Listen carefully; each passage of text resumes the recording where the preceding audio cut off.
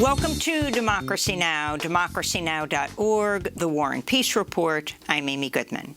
The World Health Organization is warning that unless nations act urgently to slow the spread of coronavirus, the world could log another 100 million infections by the end of 2021. WHO Director General Tedros Adhanom Ghebreyesus on Wednesday noted the number of confirmed cases worldwide recently passed 200 million. And we know that the real number of cases is much higher. As I said recently, whether we reach 300 million and how fast we get there depends on all of us. More than 200 prominent doctors, scientists, public health officials, and civil society groups have signed an open letter calling on the Biden administration to adopt a wartime footing to massively increase the availability of mRNA vaccines around the world.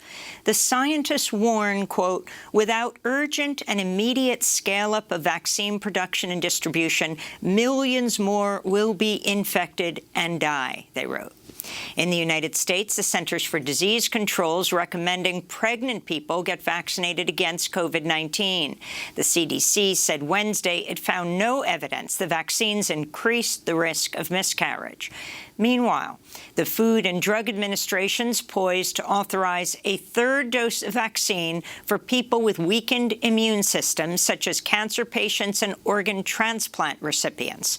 The World Health Organization recently urged wealthy nations not to authorize booster doses until 10% of people in every country have had access to a vaccine.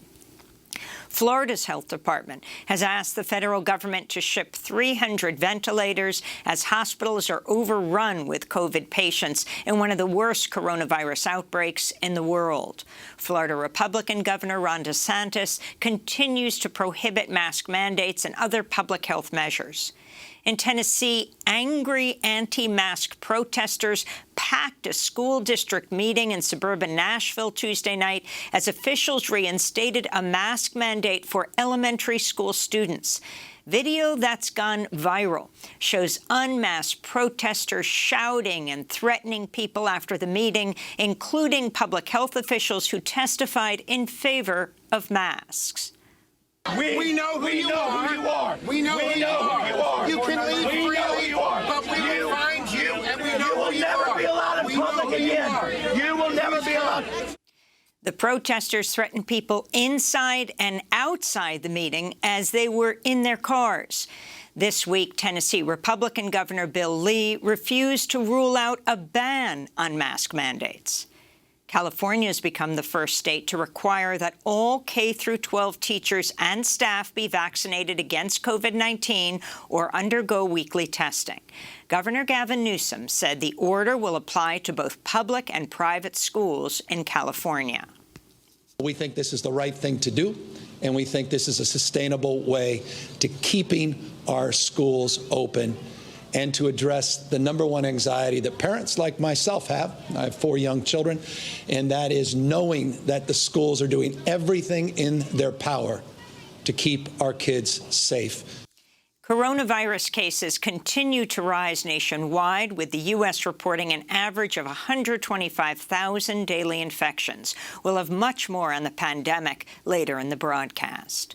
West Virginia Senator Joe Manchin said Wednesday he has serious concerns about the $3.5 trillion budget resolution plan passed by Democrats just hours earlier. Although Manchin voted to open debate on the measure, he said it represents irresponsible levels of spending. Arizona Senator Kyrsten Sinema also expressed similar reservations. Texas Senator Ted Cruz blocked consideration of 3 bills on voting rights and electoral integrity Wednesday, including the For the People Act. The move prompted voting rights groups and others to demand Democrats and President Biden move to abolish the filibuster or come up with a plan to combat Republican obstructionism and protect voting rights. In climate news, a weather station in Sicily recorded a high temperature of 48.8 degrees Celsius Wednesday. That's 120 degrees Fahrenheit, an all-time record for Europe. Across the Strait of Sicily, Tunisia's capital Tunis logged a record temperature of 49 degrees Celsius. The heat wave has kicked off hundreds of wildfires across North Africa and southern Europe. In Turkey, at least 6 people were killed after flooding and mudslides from torrential rains swept away cars, washed out bridges, left people stranded on rooftops. The flooding on Turkey's northern coast came as intense heat and drought in southern Turkey has fueled over 200 wildfires. In the United States, the Pacific Northwest faces another major heat wave, with 3 days of triple-digit temperatures expected in Portland, Oregon. Temperatures in western Oregon could hit 25 degrees above normal. A New York Times investigation found the record-shattering heat wave that hit Oregon and Washington in June may have led to about 600 deaths, 3 times official estimates of the death toll. Despite the unfolding climate disasters, the Biden administration Wednesday urged OPEC to pump more oil to combat high fuel costs and rising inflation in the United States. Just 3 weeks ago, the oil-producing cartel agreed to increase oil production by 400,000 barrels per day.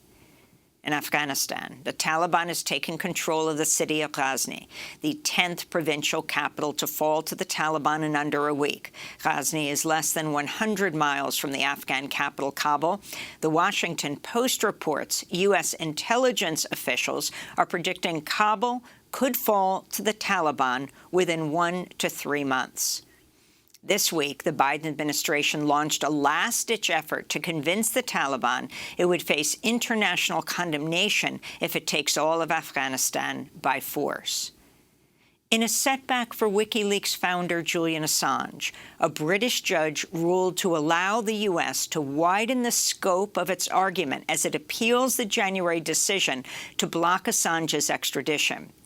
The United States argued the judge who blocked the extradition on the grounds that Assange was a suicide risk did not sufficiently take into account expert evidence that contradicted this finding.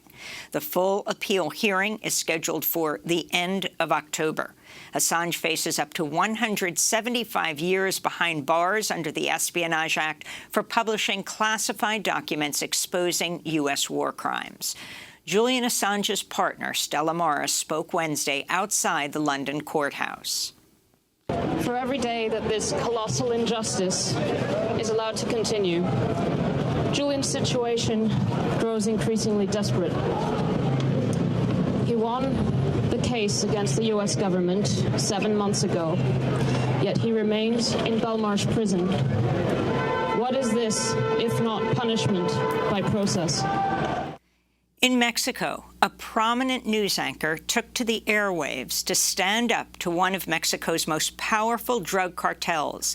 Jalisco New Generation Cartel posted a video online in which they directly threaten Milenio TV anchor Azucena Urasti, who regularly reports on cartel violence and organized crime.